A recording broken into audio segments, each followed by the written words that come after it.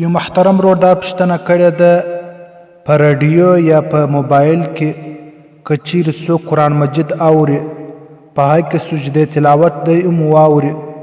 آیا په دې سره سجدې تلاوت واجبېږي او که نه او که چیرې په رادیو کې څوک السلام علیکم ووایي د هغه جواب ورکول واجب دی او که نه الجواب حامدا و مسولیا که چیرې داسې قرآن مجید وي چې هغه په رادیو یا په موبایل کې ریکارډ شوی وي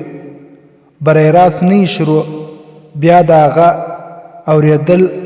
او د هغه سجدې تلاوت پر ده باندې نه واجبېږي